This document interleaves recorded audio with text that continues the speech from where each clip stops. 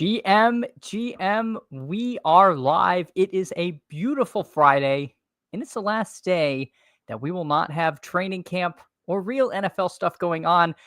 This is awesome. I know it's kind of a technicality. It's literally just the LA Chargers rookies report tomorrow. But you know what? We're going to count it. We're going to count it that training camp starts tomorrow. Tyler, Emo Cowboy, GM, thank you so much for stopping by this morning and hanging out here with us. Dirty P, GM, the puppy too has gone super nova. I don't know if you mean that we're already like 19.9% full in a contest that's been open. Is this day 3? Is this day 2? Anyway, I think this is the 3rd day, which is absolutely insane fill rates. The thirst for best ball is real, and we are in the thick of best ball summer here. Terrence Charles, a fellow brother at the bar, if you will. Good morning to you. Thank you so much for hanging out this morning. I'm going to hop into this 20-second puppy. I'll count it down to 5 seconds. These fill super fast, so apologies if anyone ends up in an under or overflow that wants to get in, but we'll do our best. So 5, 4, 3, 2, 1, and we are in. And oh my gosh, it's snap filled. So again, hopefully, if you got in, you're in. If you're in an overflow, hopefully you have time to get out. I apologize again. These things fill so fast, and I wish you could see. Things. Dirty P said, yep, was hoping this contest would last until August. No chance it's blowing up. And Tyler agrees. Yeah, it is absolutely bonkers. I can't believe how I just can't believe how popular this game has become. And I mean, frankly, I actually can see how popular it's become, because my favorite part of fantasy football is the draft. And this literally lets you just draft infinitely. And you don't have to worry about waivers. You don't have to worry about ad drop. It's the perfect format for, if you have limited time, or, you're going out of town for some portion of the full year. It's great. Sorry, I realize I have my stream playing on my phone, so it's starting to get a weird echo. Okay, we're good. Let me fix that situation here. All right. So we've got the 3-hole again. I don't think I see any of you all in here. DM. What a great username. The rare 2-letter username on Underdog. So Jamar Chase goes first. Bijan has officially flipped Saquon. I don't think I want to do any like crazy board flippiness in this particular draft. Last night I tried something, and I guess I'll pull that up because I do find, I think there's something to this idea. I just don't think it worked. So what I tried to do from the turn, why can't I see the draft board? I have to do view full draft. What I tried to do from the 12 hole was take T Higgins, with the idea that Higgins is never on the right side of the board. He's always on the left. And if you're here, you can get the Burrow push at 60. You don't have to rely on Burrow coming all the way back around. My problem was I got gifted Puka at 12, and I squandered that because Puka normally goes in the middle of the board. So I took Higgins with Puka, and that actually happens sometimes if Higgins falls. So first of all, I didn't get as unique as I wanted, but I kind of like mentally said I was going to do this. And then somebody took Burrow unstacked at 58. And so the whole thing fell apart. And I mean, I think I salvaged the team well enough, but I don't think it's any good. It's probably, not going to project super well. And I didn't get the sort of unique combos that I thought I would. But with that said, I think there's something to it. I think it's something I'm going to try a couple more times. I just wanted to do it in a BBM. I've done it in a puppy, and I liked how it worked. Yeah, Tyler, this is 100% right. This is why we don't have inflexible plans. I should have adapted. And that was totally on me. I guess in the moment I was like, oh my gosh, I'm going to get this really unique thing because I got a faller and I'm going to pair it. And then like I zoomed out a little and I was like, no, this was just the time to get like a Puka Amon Ra team. I think he was there, which is pretty pretty tough to get. It's not impossible because sometimes I'm on raw slips, but it's going to be uncommon. So I messed that up. But that said, I think there are some interesting combinations you can get to try to just vary the portfolio so you don't end up with the same uncorrelated pieces together all the time. So let's see. Justin Jefferson is how we started Best Ball called Morning Bump. GM, thank you so much for coming in and hanging out this morning. I'll pull the board up just so we can make sure nothing too unusual is happening. A chain at the 10 is early, but I think we're seeing that more and more. This is no longer as rare as it once was, but BTJ at 15, that's that is nice. Although, I think there's a lot of BTJ A chain teams that just got them in reverse order. I will take Bucky Irving. I this will enable me to just take another receiver and start out pretty strong at receiver and running back. Tyreek Hill would be nice because I do love that Week 17 game, but I would be surprised if Hill comes back to me at 27. And otherwise, I'm likely to just take one of these receivers. If Trey McBride falls to me, I maybe will start that way. I do feel like Trey McBride in the third is a nice way to go. Trey McLaurin here is interesting by Captain 104. That is pretty aggressive there. I also, Josh Jacobs, starting with Bucky Jacobs is, makes your running back room pretty strong. I don't know if that's what I want to do on this particular team. So let's start with Trey McBride. I end up with McBride with a lot of Bengals pieces because they play Week 17. But maybe this will be something a little different, a little more unique. I don't think I have Jefferson, Bucky, and McBride together too frequently. I definitely don't have it in the puppy too. So we'll start with that. I think individually these are all good things, and with Bucky here, if I want to do Week 17, Waddle's typically there at 46. See if maybe we can push him to 51. Kind of depends on what the adjusted ADPs are. I haven't really looked. Jefferson plays. They play the Lions. If JMO is there, I would absolutely consider taking him. The next few pieces, Laporta sometimes is there at 70, sometimes is not. So just a consideration. And again, the Bengals play Arizona, but the Bengals are weird because their pieces you want to stack go super early.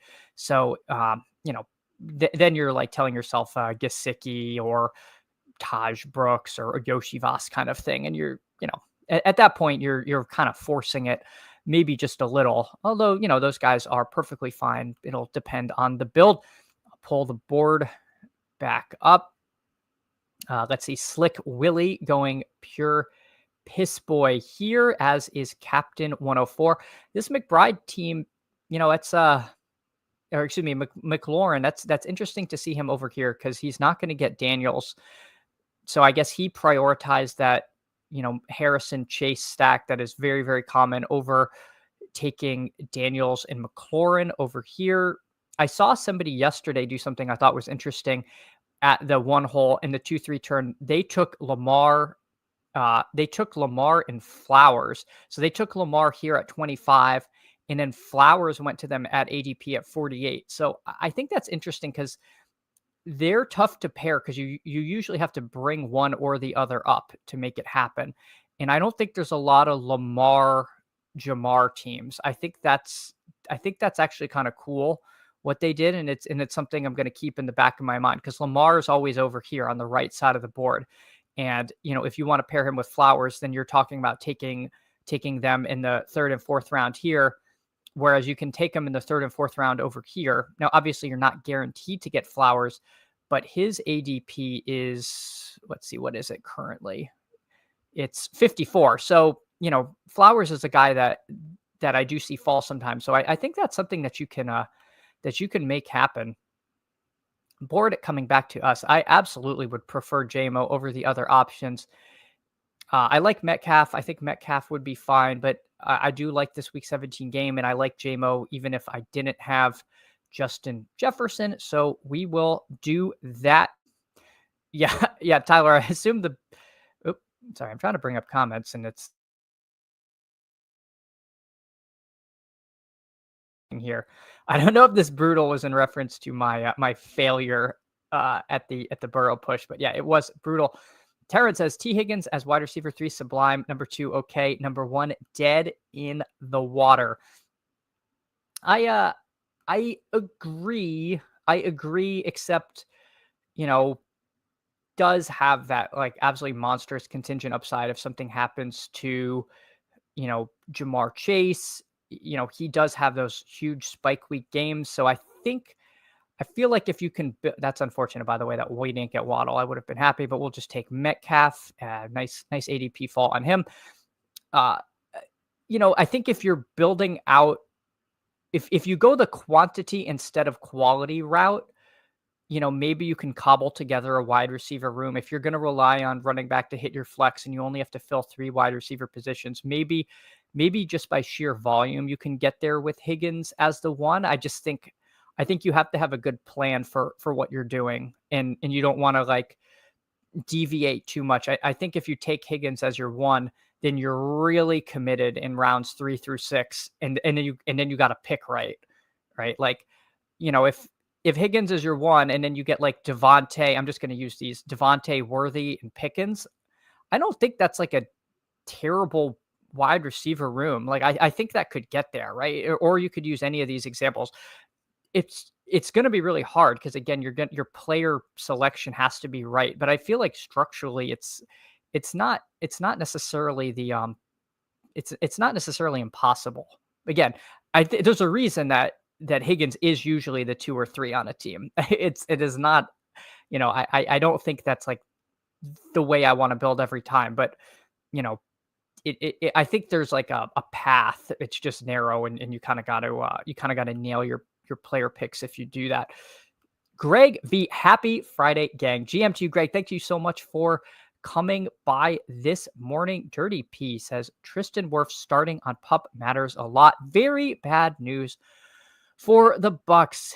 Yeah, it's funny when you're like less in the football weeds, like normie football fans like don't care about offensive line, like because they don't know all the players. But yeah, if you lose a good offensive lineman, the whole team could just struggle. Like the general population just does not value offensive line nearly as much as they should.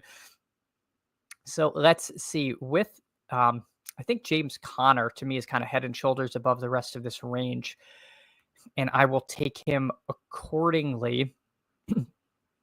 Just thinking at who I want next.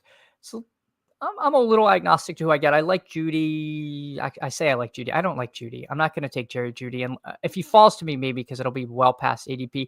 Debo's fine. Jacoby Myers, I would really just rather have Golden or Reed. I feel like that's more of an upside swing. And I don't want to make this a double elite tight end team. And if I do double elite tight end, getting 2 by week 8 feels kind of bad, because then I'm either accepting a 0 or I got to add a third tight end when I've already used significant draft capital there. Again, I don't take much Jerry Judy, but if I'm ever going to get him, 7 picks past ADP, where I kind of prefer him. David Montgomery, you know, if I was more into Montgomery, that might be a good click there. I'm kind of out on Montgomery a little bit. We'll just take Debo on this team. I like that. I think they're going to scheme up a lot of stuff for him this year. I'm willing to see the vision that a lot of his struggles last year were related to the pneumonia and add him to the team.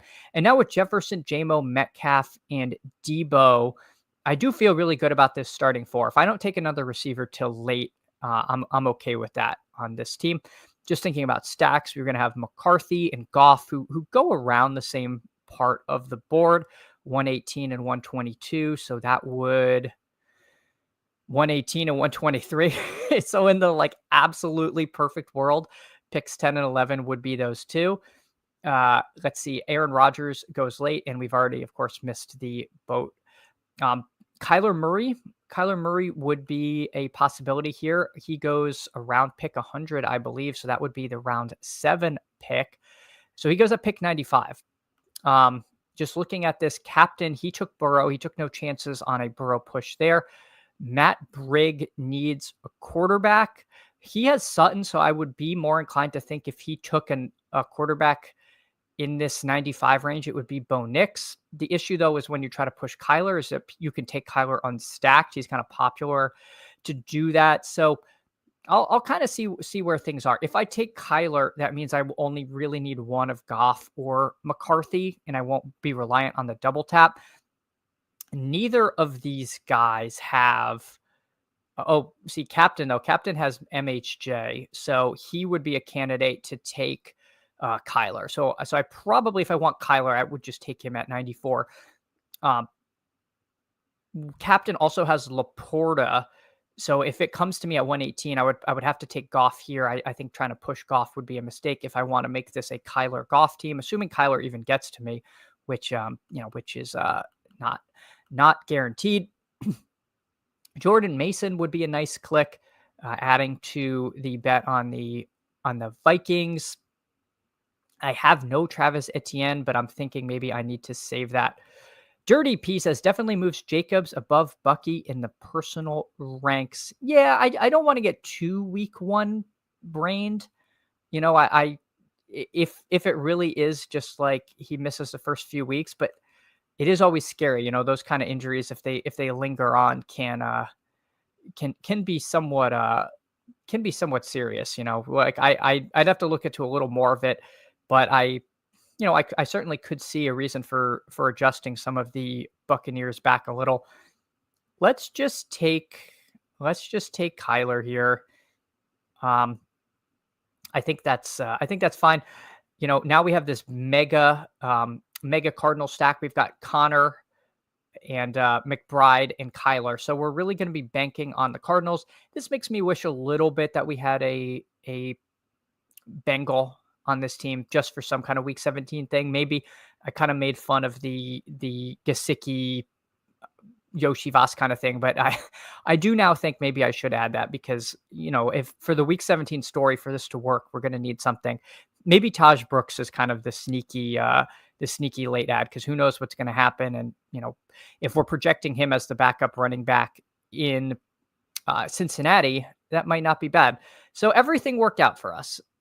Everything worked out for us because we ended up getting Jordan Mason anyway. So far, this team is Kyler Murray, Bucky Irving, James Conner, Jordan Mason, Justin Jefferson, Jamison Williams, DK Metcalf, Deebo Samuel, and Trey McBride. So far, so good on this particular squad that we have here.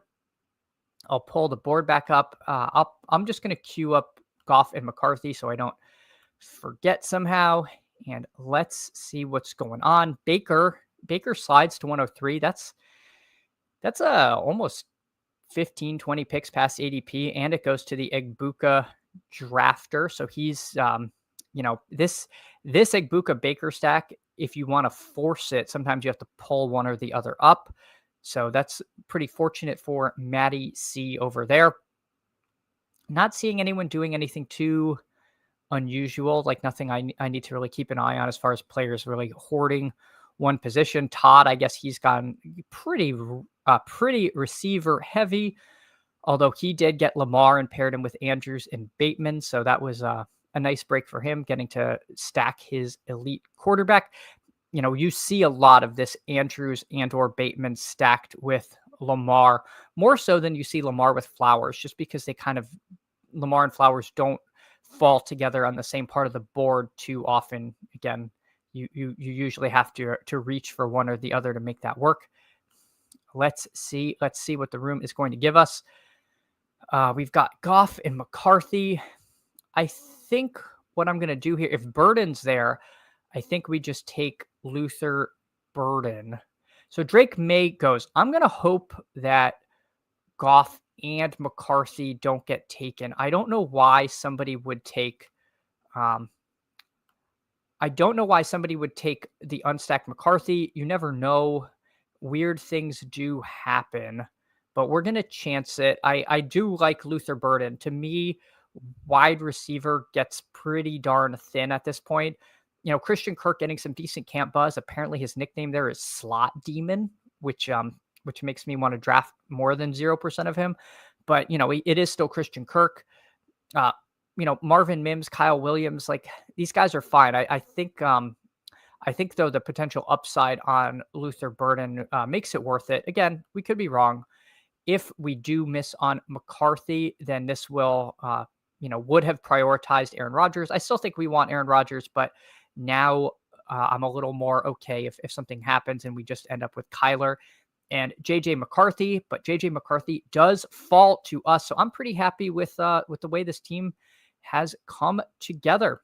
Terrence says, I'm 300 with Superflex or so drafts in, and I still haven't drafted Kyler. He's too frustrating. So I had one big board finals team last year, and it had Kyler, and I think Kyler scored like 16 points in the finals. So I'm with you there. Kyler is super frustrating. The word though is that he does want to run more this season. He was coming off of the knee injury, and it did seem like that was still kind of like limiting him last season. And we thought of Kyler as having big rushing upside, but for some weird reason, he would run it early in the season, and by the season's end, he was like not running anymore, even before last year. I'm hoping that they look to get him more involved in the running game than they did last season. I also think there's a chance that MHJ takes a step forward.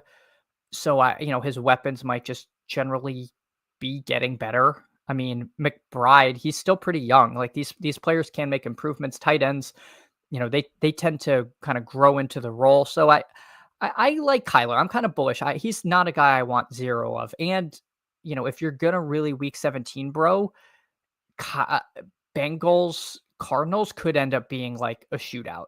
And it's going to be really annoying because it's going to mean that the one hole is giga valuable. Like last year, the one hole was terrible because most people were taking CMC. But if that is the shootout game, then it's going to be like, how many times did you get the 101 and did you pair it or not? Kind of like 2 years ago, the game you needed was that Dallas Lions game. And that was when you just double clicked, I'm on Raw CD Lamb. And it was like the 12 hole was the God spot because, or, the back end of the draft or whatever, like to make that stack that naturally fell together.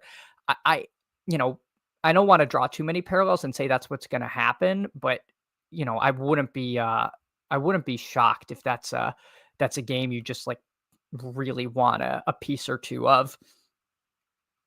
Let's see for us here.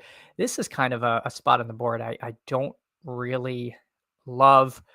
The running backs here are pretty gross, and I don't feel like I see a supernatural pick for me. I don't get a lot of Isaiah Likely, and maybe this is just fine to take him here. I'll take Isaiah Likely.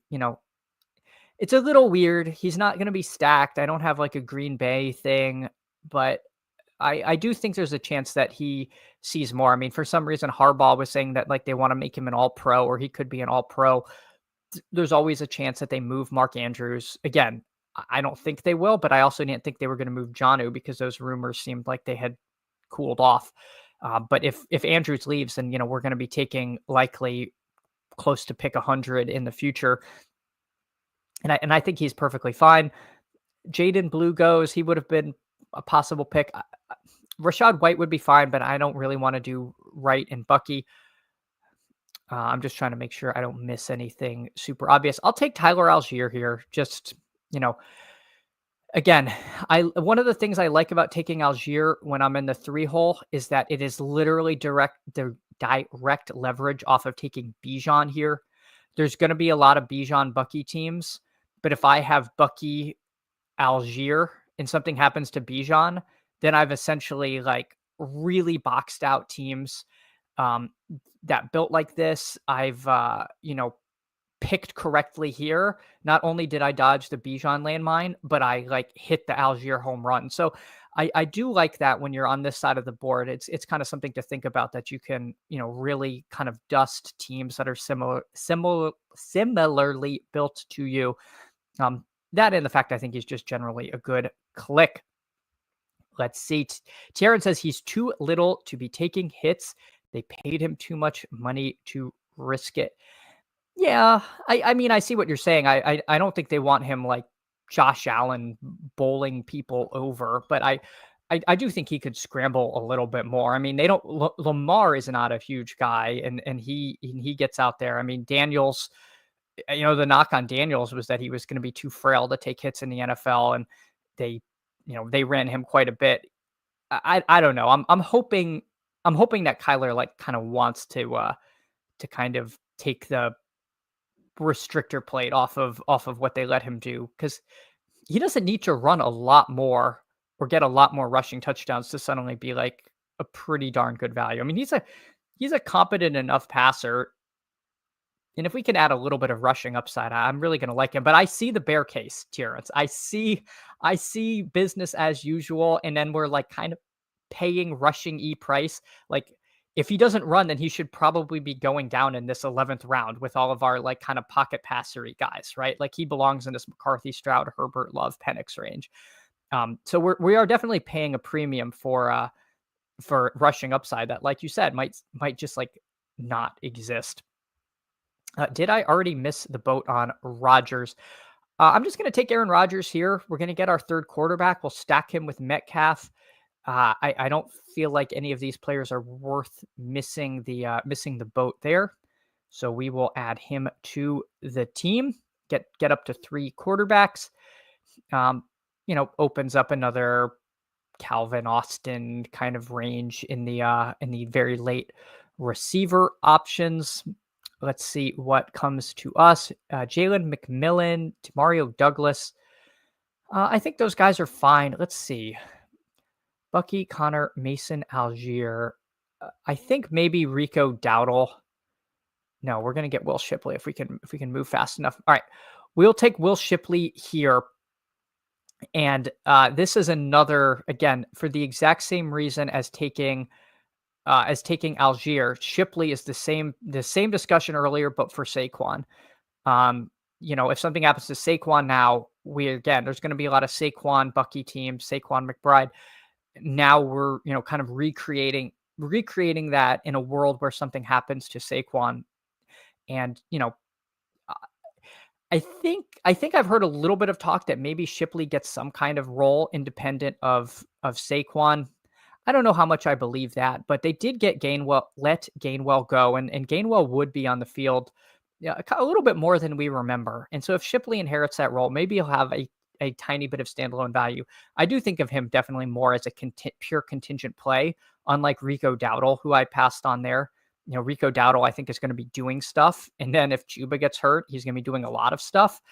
Whereas Shipley, absent a Saquon injury, is likely to not contribute too much. But I think Algier and Shipley are two of the better contingent backs on the board, and we've added them to this team where with Connor, Bucky, and Mason, I think that's enough starting running back firepower that we can make some of those more contingency kind of bets.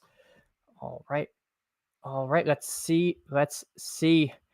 Kyler, James Harden comp kind of dope. I see Terrence. Kyler's like James Harden. They play and get paid and go home. But I digress. All right, Terrence, I'm going to tell you something about myself. I am a huge ASU slappy. I am a biggest James Harden fan. I love the guy. And it's funny because when he came into the league, not everyone remembers, he went to OKC and basically said, I am fine being the third banana here behind Durant and Westbrook. He was not this, people think of him as this like lazy diva. And he literally was like, I'm fine being a sixth man. I just, I want to be part of this team and win. And then, as his career progressed, he got a reputation as a bit of a flopper. I think his game is one of the reasons his game always looked ugly is because he's a lefty and people aren't used to watching lefties. So it always just like looked a little wonky. I don't know. Anyway, I love James Harden.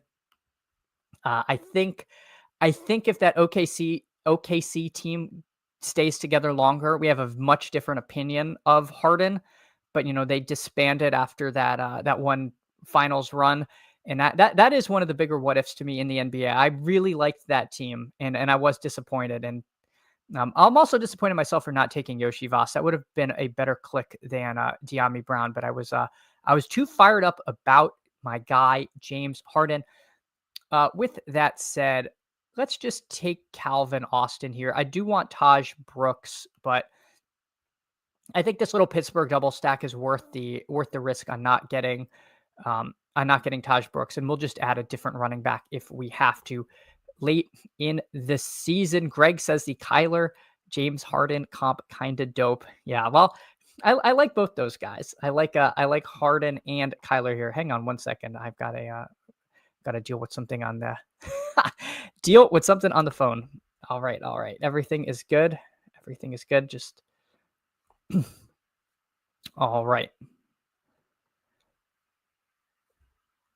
Okay, here we go. Here we go. So let's pull the board back up. We are going to queue up our friend Taj Brooks. And if we don't get Taj Brooks, what does this team need? I don't take much Blake Corum, but maybe I should. I like Kyle Monungai. I think he's a little more fun. Um, I wish Ollie Gordon was actually the goal line back in Miami, but we don't know that yet. Hopefully that's something that we learn sooner rather than later here. And yeah, the one issue with late in the drafts is people like they just queue somebody up and then they leave and they don't push the plane. So the last round is very often the slowest round here. But I think after this one, I'll do one more puppy and I will try to count it down. If anyone wants to hop in, I will I'll count it down from 5 seconds. And I think there is about a 5-second delay. So, if you join around then, hopefully we can get in. But yeah, YouTube has a built-in delay. And I know when I use my YouTube app, if I like navigate to a web page, it hiccups for a second. And if I do that a lot, next thing I know, I'm 30 seconds behind. So we'll see. Hopefully we can get some of you all in here if you want to. Terrence is a Taj Bolt. Also, yeah, I liked him in pre-draft stuff, and I think, I don't know, fingers crossed. I really hope he truly is the backup there. Kyle is no longer getting yelled at by coaches for OTAs for being slow. They like him now. Greg, which Kyle's being slow? I'm sorry. There's a I don't think you meant Kyler. I don't know if you meant Kyle Monungai. Kyle Monungai. Yes, I remember. Like, was it one of their coaches was yelling at him for being a slug. So we didn't get Taj Brooks, which is again a little unfortunate, but you know what? That's okay. I'll take some Kyle Monungai here, and we'll just hope that if that Bengals if that Bengals Cards game shoots out, then it's one touchdown for all the Bengals, and it's spread out nice and evenly, and you didn't actually need a specific bring back. But we'll pull the board up, or the final team up is a 3-6-7-2. Kyler Murray, JJ McCarthy, Aaron Rodgers, running back room of Bucky Irving, James Conner, Jordan Mason, Tyler Algier, Will Shipley, and Kyle Monungai. So not too bad. Maybe a touch thin at running back. Maybe it would have been nicer instead of Algier to have someone with some standalone value, but he does get a little standalone value, but I don't want to count on that. Wide receiver room, Justin Jefferson, Jamison Williams, DK Metcalf, Debo Samuel, Luther Burden, De'Ami Brown, and Calvin Austin. So we do end up with the Rodgers double stack along with a McCarthy. I cannot call Jordan Mason a double stack in good conscience because he just doesn't catch passes. I don't know if his hands are made of stone, but he's contractually forbidden from catching anything. But we do get Jefferson stacked with McCarthy, and then we do get Kyler and McBride over there. And McBride and Likely are our two tight ends. I like the team. I think for a puppy, this is fine. It tells a story. It's aggressive as far as the Cardinals go. So let's see. Yeah, Monungai. First day getting berated for running with cement shoes and tripping over every cut. Tune is changing slightly. Yeah, that's it reminds me of the first cut of Scatabo, and he had to like, I love Scatabo. He's my favorite player, but he had to run around like one of those foam blocks and it like almost tripped him. I'm like, oh my God, he's getting taken down by like, a 6-inch foam block. This is this is not good. This is not good. But yeah, the Manung guy getting yelled at was pretty funny. Steve Schaup, thank you so much for coming in this morning. Steve is over on the Fanspeak Network. If you don't subscribe to Steve, stop what you're doing. Go over to the Fanspeak Network on YouTube. Make sure to sub to them because they have some of the best content out there. It is it's awesome. Steve streams. He streams with Meg. They had a great sibling showdown last night where the two of them drafted. I believe it was a BBM. I think you did 2 drafts. I think one of them was a BBM. Anyway, fantastic stuff. They do Best Ball Jeopardy. They've had so many great guests on there. Highly recommend Fanspeak. So let me hop into this puppy 2. I'm going to count it down from 5. If you all want to hop in, now is the time. So 5, 4, 3, 2, 1. All right. We are in waiting for 4. So if you want to hop in, hopefully nobody is in any kind of weird underflow and we are off. We have filled it. Hopefully that rapid fill at the end with some of you all getting in honor of that. Let's get the ducks rolling. This is going to make the audio kind of weird for a second, but fear not, it will return. All right. So it does look like you joined the stream this time to get there at the 9. Last time we drafted together, Steve, I was in the 1 and you were in the 2, and I did not get a single player I wanted. So I am glad this time I am not boxed out completely by you. At least I might get a player or 2 that I want. This is very good news. But no, I'm just kidding, Steve. I always take it as a good thing if you are taking players I like, because it generally makes me feel like I have making decently reasonable player takes. FinsFan29 is in a lot of my drafts, but I think they're just a high volume player. I feel like I've heard that name before, but FinsFan29, if you're secretly in here, good morning to you. But I don't think anyone else got in. If you did, please tell me, and I'm happy to shout out your team. Dirty P knew something was missing. Ducks is a bop. I know, I hear it in my sleep. But really, they need a few more options on StreamYard for the music. That would help keep all of our the streaming community's sanity if we were to be able to get that. All right, and we're off. And this is what I like. Chase, Saquon, Bijan, just how it was on April 20th or whatever day the contest opened. That is what the first 3 looked like. So a nice throwback draft board we're getting. Pick 8 coming up. I'm going to take CMC ahead of Puka if that happens. I kind of want to make a CMC team. We did started with a wide receiver last draft, and again, when I'm doing these streams, I'd like to keep it a little fresh so that we're not just drafting the same team. I will happily draft the same team over and over if I'm just on my on my phone. But if I'm doing this for all of you, I do not want it to get stale. So we take CMC. Steve takes Malik Neighbors, and we are rocking and rolling. Greg got Saquon at 7 yesterday in a slow. Things are getting wild. Yeah, that's not unheard of. I have seen him go at 7. It's I have not gotten him at 7, but I've heard that's happening in these wild July best ball streets. Eddie Perez, GM. I finally caught you in a stream. I see you in a lot of other best ball streams. Eddie Perez, thank you so much for coming in. I am glad to hang out with you. And yeah, it's a really good community. I mean, there's some fantastic streamers out there, and everyone is just generally so friendly. Let me make my pick, and then I'll go on a mini rant here. Let's see what Steve-O does. Steve-O winds the clock, looking through the sports almanac, and takes Drake London. Yeah, I would have really liked London there. AJ Brown, you know what?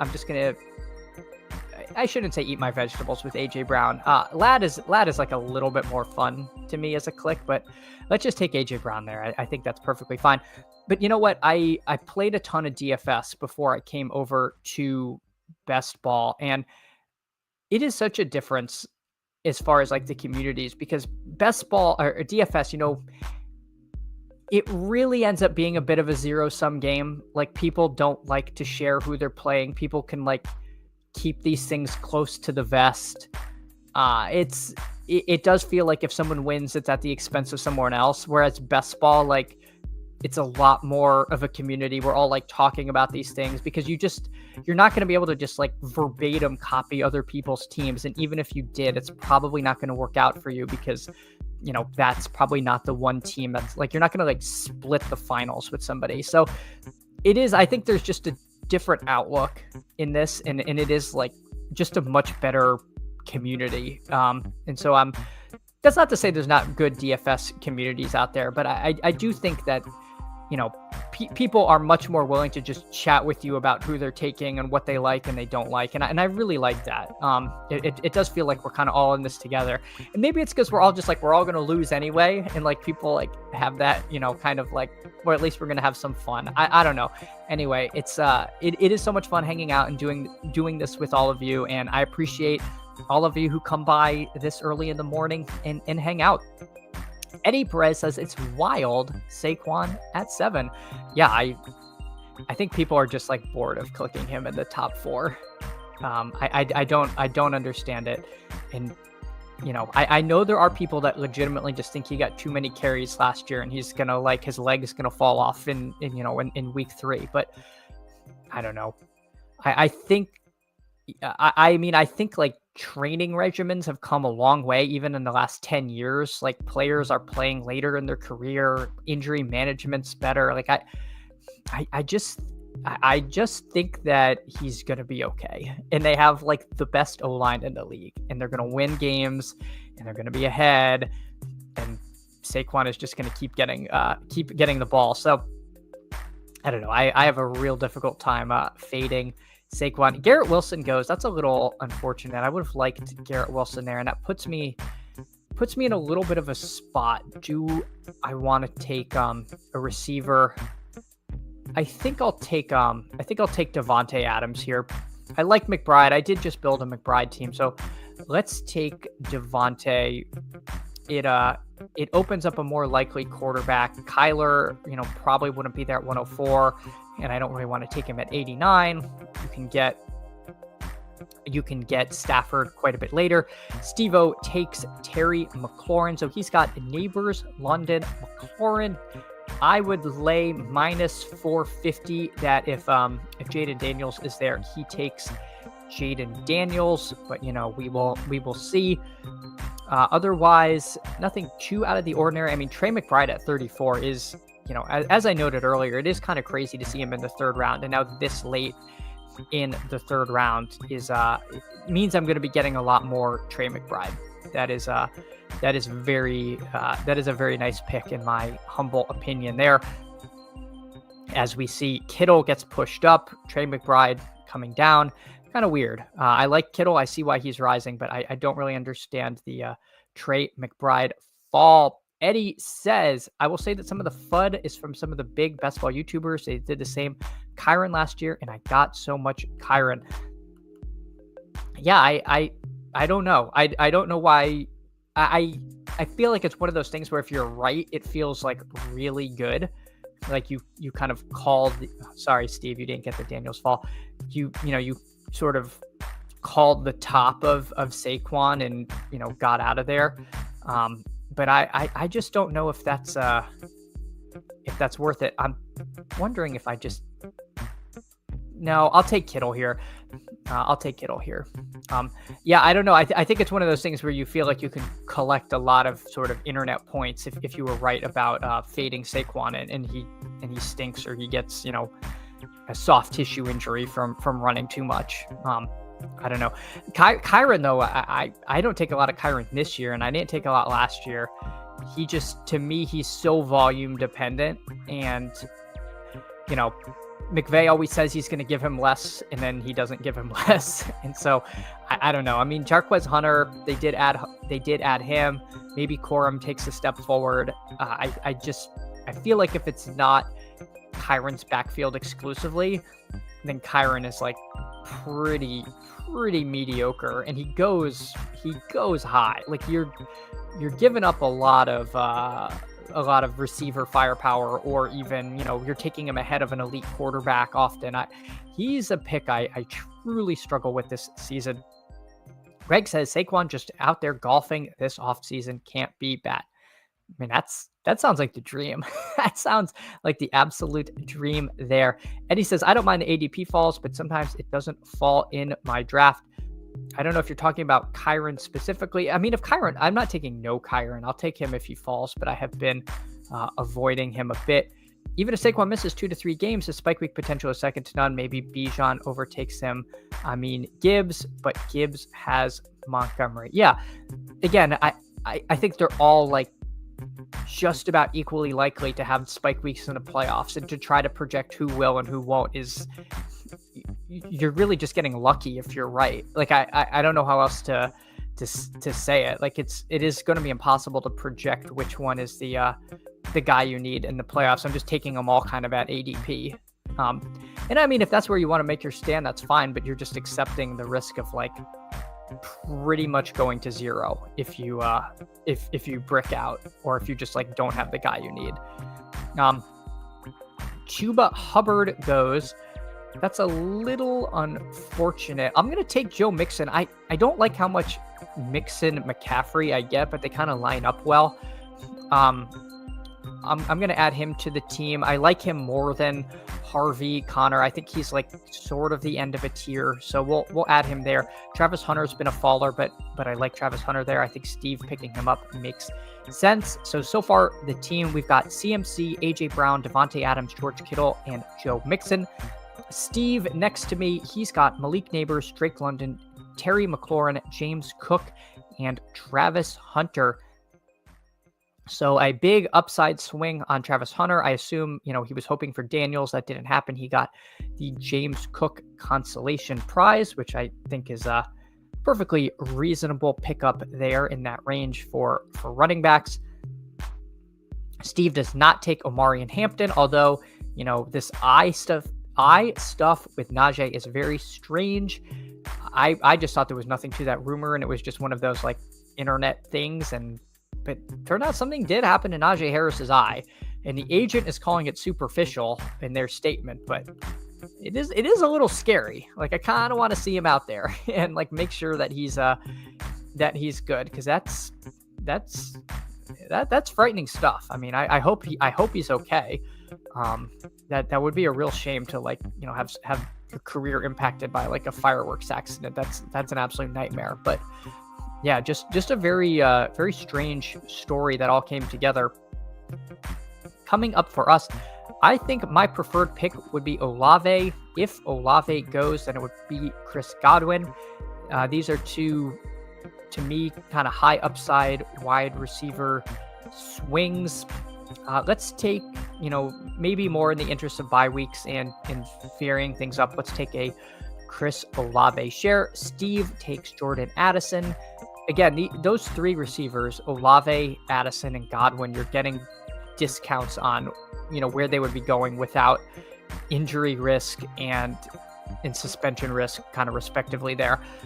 And so they're picks that I am happy to make. And, especially if I started with a running back, I do like to add one of them, because they, Chris Olave is a guy we're taking a lot higher if he doesn't miss the end of last season with the concussion stuff. Dirty P says having a legit TD in Adams could cost Kyron some touchdowns. That would hurt. Certainly, certainly a good point. Not one that I had thought of, but Adams has a nose for the end zone, and I don't have his red zone target rates in front of me, but I do recall from the Jets, they were very high. They must have been very high last season.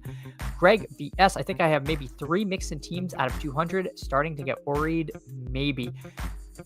Yeah, I mean, if you watch Joe Mixon, you're not going to be worried. But then if you look at the box score at the end of the game, you're like, oh my God, he had 24 carries and 3 receptions and 2 touchdowns. Like, this is bad. But you just watch him like plod along for between 2 and 5 yards a carry. But yeah, it's I don't want no Joe Mixon. Eddie asks, I have a wild team, but I built different. I have Mahomes with either Rashi, Baker, and Godwin, and Knicks with Sutton, all on the same team. I have Rashi. Yeah, well, that's you have I mean, that is a team that if it gets into the playoffs is scary because you'll have like 3 really elite stacks. And if one of them has a down week, then the following week in the playoffs they're going to be, not very highly represented in there. And so I see the vision. If you're able to land the plane in the receiver department, doing that is kind of a fun way to build. You can certainly end up with some kind of cool stuff doing that. All right, coming back to us. I might just take Montgomery 10 picks past ADP if he comes to me. Otherwise, I have to pick between Golden and Reed, which is annoying because I always take Reed because he's like slightly higher in ADP. But yeah, I'll just take Montgomery. I don't want to have a stone zero. If I don't take him 10 picks past ADP, I'm literally never going to get him. So we'll take him. There's enough receivers in this range that I can just add another receiver next and kind of let the board pick for me. Oh, no worries. We're all just waking. It's literally in the title. It's Wake Up Best Ball. Nobody, we're all going to make typos. I listen back and I'll realize I said one thing and I meant the exact opposite because, I'm still waking up too, Eddie. So no worries. Dirty P asked if Greg watched Hayden Winks on Maddox Pod. Good stuff. I've noticed my draft lobbies have been acting on what Hayden shared. That was a good show. The Davis Hayden Winks show. I do recommend that. If you haven't caught that, it is one of those streams worth catching up. Kelly, I do not, but I am still a Dolphins fan. I am unfortunately not in Florida. It would be nice. Greg, Hayden is the best ball barometer. Best ball barometer is a pretty sick title. I gotta be honest. Greg says I'll have to check it out. Yeah, it is definitely worth checking out. Dirty P, Chuba, Mixon, Kamar, Connor, those guys are not reaching in my last 6 to 7 lobbies. Are you saying they're not falling to you? I don't know if I knew what you meant there, but let's see. All right, so we're gonna get Darnell Mooney. We're just gonna kind of windmill that pick in with as a nice little bring back to Devontae. Those guys play week 17. So far, the team is a 0-3-4-1. CMC, Joe Mixon, David Montgomery, AJ Brown, Devontae Adams, Chris Olave, Darnell Mooney, and George Kittle. So in the ideal world, we'll be able to get Brock Purdy as the QB on this team at 104. After Purdy, our next port of call for quarterback is going to be Stafford or perhaps Penix in this 137 range or 128. If we don't get Purdy here, then Penix will become a priority so we don't get completely frozen out. And of course, we could just make Tyler Shuck and Juwan Johnson around 17 and 18 picks, kind of pencil that in as the plan late in the draft if we have to. So just thinking ahead on what we want to do there. Eddie says, is this a BBM or puppy? Dirty P answers, yes, this is a puppy. We're in now. It is nice that they open the puppy so I don't have to run all of the BBMs in the morning. I'll probably on Monday fire up a BBM, but just for this stream, I think unfortunately this is going to have to be my last draft of the morning, but I am glad I got to do at least 2 with you all. I'll use this time. If you can like and subscribe, it really helps me out and helps keep this little fledgling channel going. I love doing this with all of you, and you know what we'll do? I actually meant to have this going. Those are our BBM exposures. For those of you curious as to my stands, that will kind of just give you a general idea of the guys that I like so far. Dirty P is plugging the sprint as usual. My God, the sprint is at +5 since 9:23 Eastern. It was +3 when Chad started. maybe when this one ends, it can fill the sprint. Okay, Dirty P, I'll do you a solid. I won't stream it, but I will get in that lobby and I will sit there with you if it hasn't filled. So I will draft with you. Just unfortunately, I'm gonna have to hop off the stream after this one. Tierran's lovely team so far. Hey, thanks. I appreciate it so far. I mean, it will depend a lot on how we manage quarterback. If we can get Purdy here, I think I'm going to be feeling a lot better. Let's say Purdy goes. I will probably take Shaheed to double stack, but I don't have to do that. I'm not going to try to get cute push Purdy. That just seems bad. So we get to stack Purdy with CMC and Kittle. Love that there. Would have been nice to maybe get one of these Bears as a bring back. So, maybe Luther Burden would be a priority if he comes here, or like a Colston Loveland. We can kind of just see what the room hands to us. Now that we do have that big bet on the Niners, it would be nice to get that there. Let's see what the rest of the team is doing.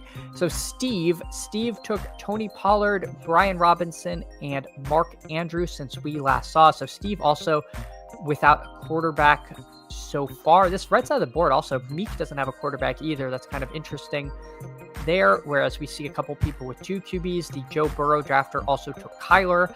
They said the week 17 stack, I'm going to get both quarterbacks. And a mistake I made last cycle was I had gotten the nugget that in week 17, it is suboptimal to have, if you have 2 quarterbacks, to have them playing each other. And so I went out of my way to not do that. And I think that kind of hurt my advance rates. Like if I get a team in week 17, I'm just going to be thrilled. Like I'm not going to worry that they're playing each other. Like it's fine. Like I am, that is no longer a part of my process, is avoiding having 2 quarterbacks playing in week 17. In BBM, you're going to get one team every 8 years to the finals. And if that team has the 2 quarterbacks playing each other, it's probably because I needed those 2 quarterbacks, and fading them is bad. So, that's kind of my soapbox statement there. All right, so Steve windmills in Dak Prescott. I think I will just do the same with Burden, just making sure I'm not missing anything. Goff, I don't need to do like Goff Montgomery. It's too early to take Stafford.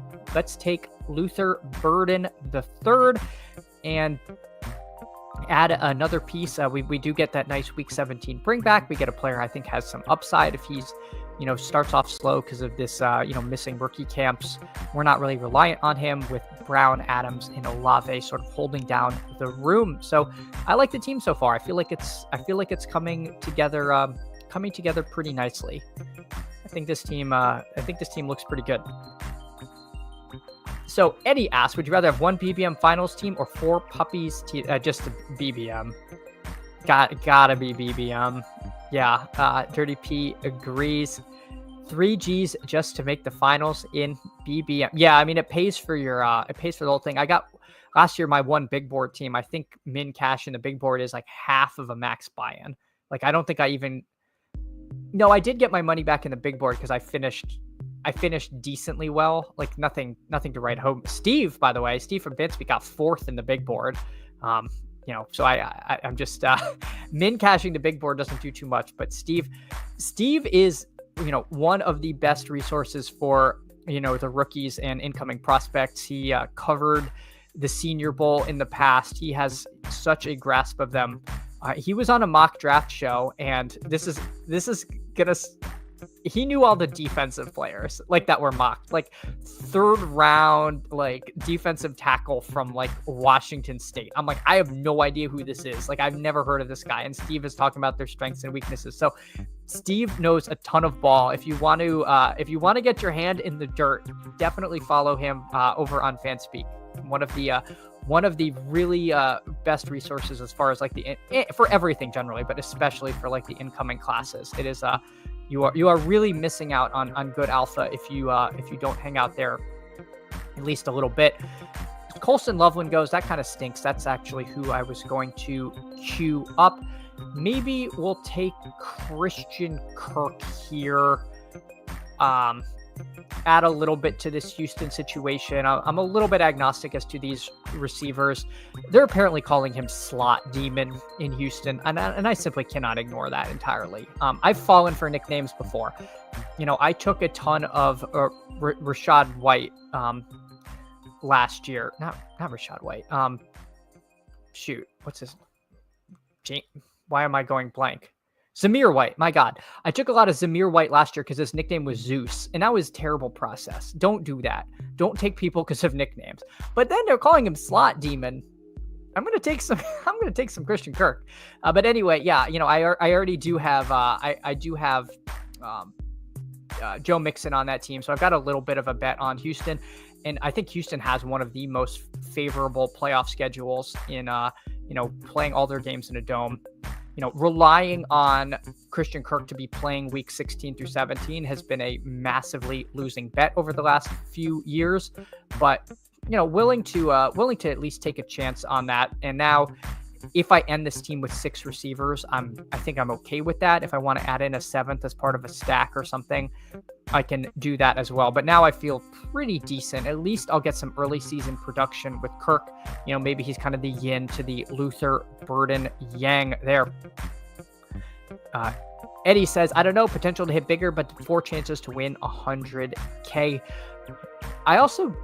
Eddie, I don't remember the size of the puppy finals. I assume it's bigger than the BBM final, but I would have to check, or maybe they're about the same.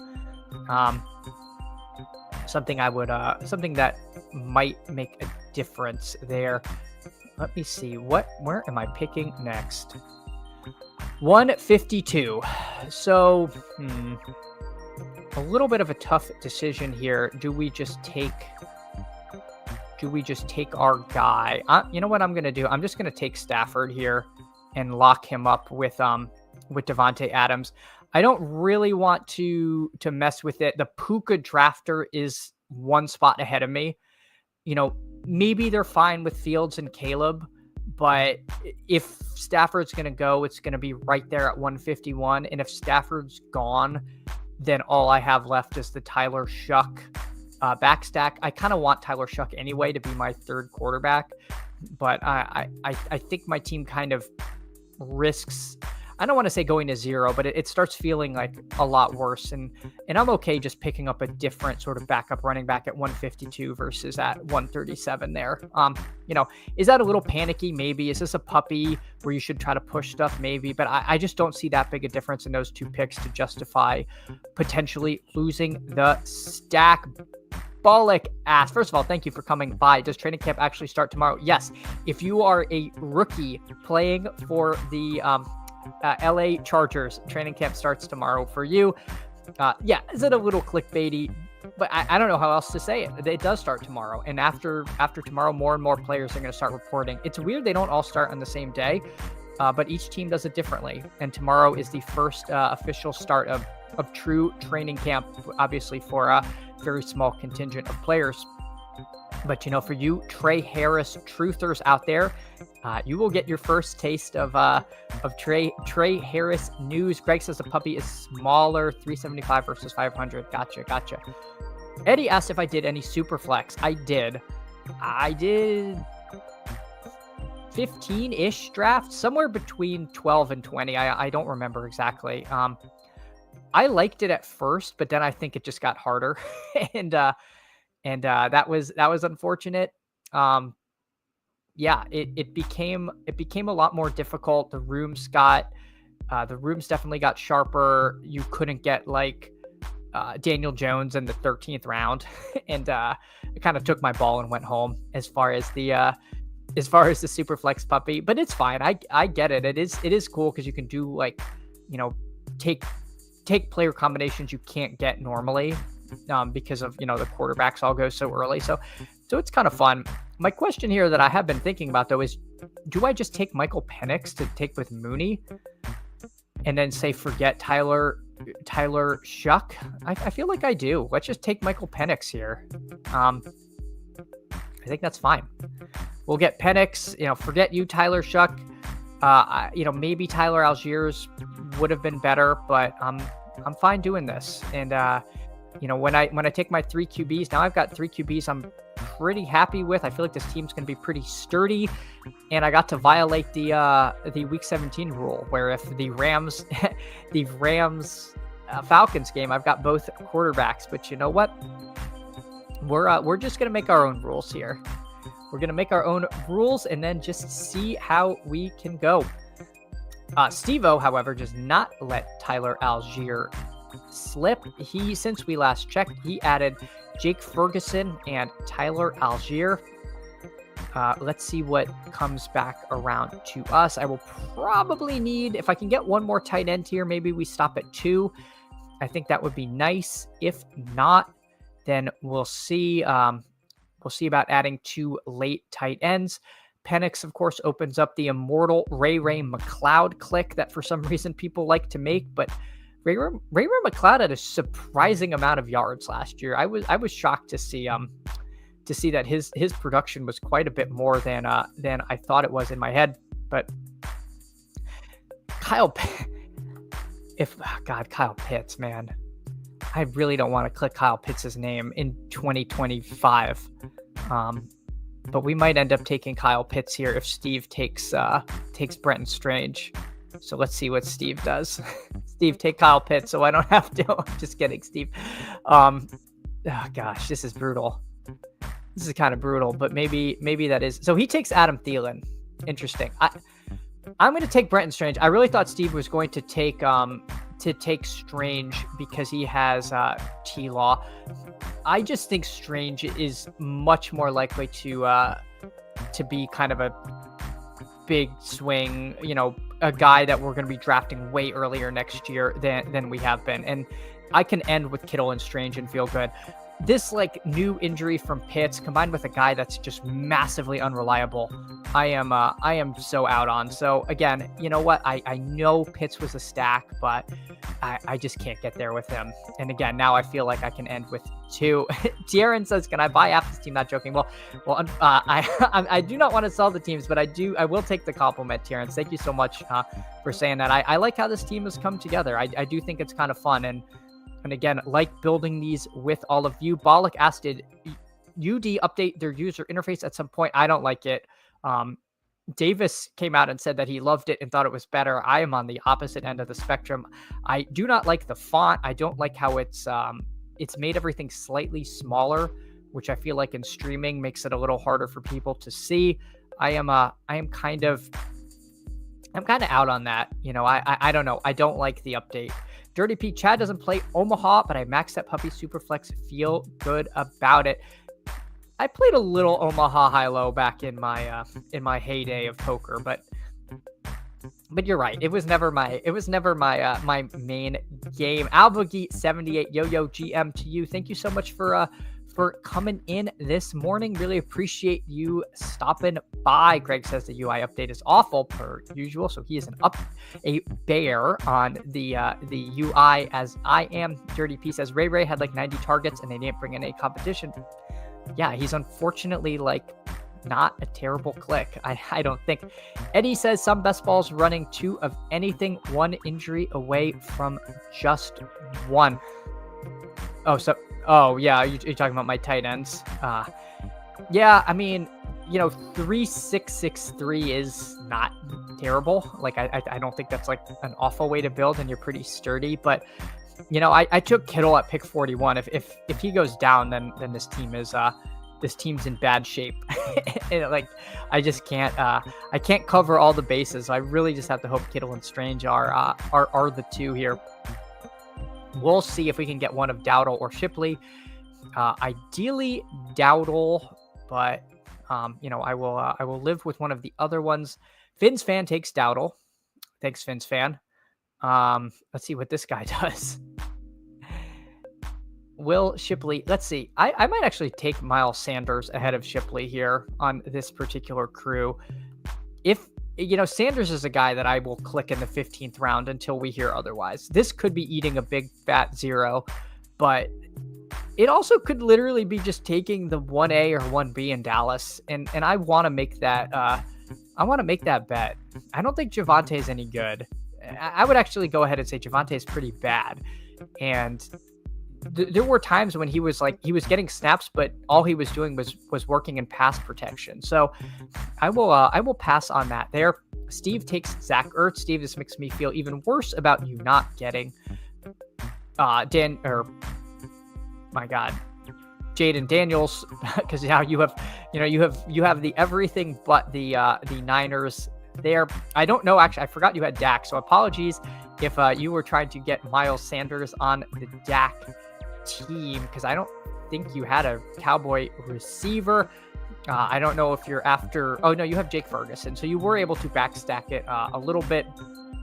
But yeah, I do like Miles Sanders where he goes in drafts this year. We'll pull the board back up. This is going to end up a 3-6-7-2 team, barring some very unforeseen events. Greg says it's awful in dark mode. Can't even find the sliders. Yeah, again, just don't know why they did that the way they did. Sorry, I'm dealing with a minor phone thing for a second here. All right, all is well. All is well. Childcare stuff. So just making sure, I thought that was a message from the kids' school. It was not. So we are good to go. As far as our next pick, Alec Pierce, Diami Brown, those are kind of nice players. Calvin Austin, we took him last time. Other guys we could think about later, Tutu Atwell and the aforementioned Ray McLeod. Those guys are fine. DJ Giddens. You know what? No, let's take Jarquez Hunter because we have Matt Stafford. So let's take Hunter here. If he ends up being the pass catching back for the Rams, I think that's going to be a really good role, and B, could help buoy Matt Stafford. So I think those picks are nice, and especially because we've got this week 17 bet in Atlanta. If that game shoots out, maybe we see a little bit more of a role for Hunter if that's the story we're telling ourselves. Let's see. So we got two more picks. We got a running back and a receiver, and then we're going to get out of here. So I'll recap the team so far. 3-5-6-2, Brock Purdy, Matt Stafford, Michael Penix. Running back room, Christian McCaffrey, Joe Mixon, David Montgomery, Miles Sanders, and Jarquez Hunter. Running back room, A.J. Brown, Devontae Adams, Chris Olave, Darnell Mooney, Luther Burden, and Chris Kirk. And a tight end room of Kittle and Strange. Not too bad. Bollock, have a good day, Mr. Candles. Hey, thanks so much for stopping in this morning. Really appreciate it. Eddie says, I do a lot of 3-5-7-3 or 3-4-8-3. I have minimal 2-6-8-2, but I have some. Yeah, I think the 2-2 are kind of bad. Like those teams, I am out on that. I don't think that's a great way to build. I'm not saying never to do it, but I think some of the data shows that those teams don't have great advance rates, and then they don't even do that much better when you hit the finals themselves. That's not a construction that I really like. Like I'll take the shot on one of the two onesie positions, only having two. But I think when you go both, maybe it's not good because it's saying you're taking like two high-end quarterbacks and two high-end tight ends, and you're trying to make up running back and receiver with volume, and that's not good. Or you don't have those elite positions, and then you're missing out on volume. So I don't know. I don't like those builds. Maybe in some specific cases you could do it, but that's I said all that, and then Greg 2-6-8-3 draft, like you're right. The problem is you can be right, and you can just have like one down week, and it's kind of over. Like I don't know. It's again not my favorite way to construct teams. 2-2 goes. That's a little bit of unfortunate because I was planning to take him. All right, I guess it's Ray McLeod here. We'll do that. I don't have too many week 5s, right? No, well, yeah, I would have preferred 2-2. I will be perfectly candid with all of you, but we'll take Ray McLeod on the team. And so, we don't have Drake London, but we've got the next two receivers there. So, there is some contingent upside. I love Drake London. I have a ton of him. I don't want anything to happen to him. But, this team is set up to potentially benefit from we'll just say a down week from Drake London. And we've got one more pick to go. And I have someone potentially in mind. just thinking about, what else would make sense on this team. I do think we just stick with the running back, maybe more than tight end. We didn't. Let's see if Juwan Johnson did go. He's a guy that I like when I have Olave, because that does say something about the pass catching situation in New Orleans. Did he get double tapped with where did he go? Oh, he's on my webcam is covering Shimmy Coop's team there. Let's see if he takes Tyler Shuck there. If he did that like 17-18 thing that we talked about potentially doing. Curious as he winds the clock down. I think he only has Geno and one other quarterback. No, he takes Ja'Cory Krosky Merritt. Don't know if that's who Steve was taking. Steve famously a big a big Commanders fan. So I don't know what his JCM opinions are, but we're going to take Kyle Monangai here. Another Week 17 bring back, but this time for that Brock Purdy game. I don't have any running back Week 5 buys, so let's add Mr. Monangai here. Round out the team. We've got 3-6-7-2. Brock Purdy, Matt Stafford, Michael Penix. Running back room of CMC, Joe Mixon, David Montgomery, Miles Sanders, Jarquez Hunter, and Kyle Monangai. So a little mix of young and old on this team. Wide receiver room, A.J. Brown, Devontae Adams, Chris Olave, Darnell Mooney, Luther Burden, Chris Kirk, Ray McLeod III, and George Kittle and Brenton Strange. I like this team. I feel like this team came out pretty good. I will say that. Dirty P, I've always done 3 QBs and 3 tight ends. So your Dirty P, you just go with the flow. Yeah. Again, I just don't be rigid with your structures. I think is a big thing, right? Like, certain structures work better than others because I think people utilize them better or worse than others. So, I think there's probably good 2-7-7-2 teams and really bad 2-7-7-2 teams, right? But the data is going to lump all of them together. So, I think people, as long as they're very intentional with how they build and they kind of have a plan. So let's go over Steve's team. I don't know if this is going to boot me from this lobby or not, but let's try to go over Steve's team, and then we'll get on out of here. So Steve with 3-5-7-3, the classic build. This is kind of my preferred structure. Dak, T-Law, and Daniel Jones combines them with James Cook, Tony Pollard, Brian Robinson Jr., Tyler Algier, and Keaton Mitchell. Yeah, you probably weren't going to take Krosky Merritt with Brian Robinson. Malik Neighbors, Drake London, Terry McLaurin, Travis Hunter, Jordan Addison, Adam Thielen, and Dynamic Brown. And then a tight end room of Mark Andrews, Jake Ferguson, and Zach Ertz. So quite a few Commanders unstacked, but he does get the Cowboys-Commanders game. So you know what? If you're not going to have Daniels, then having Dak and thinking that game kind of goes off, I think makes a ton of sense. So Steve, I like the team you have constructed. Everyone, if you could, please like and subscribe. I will be here on Monday. I really appreciate it. Thank you all for your support. Dirty P, just for you. I'm going to join the sprint. I'm not going to stream it, but I will hop in. So I will see you in the sprint streets. Everyone else, I will catch you all on Monday. Thank you so much, and I'll see y'all again soon. Take care, everyone.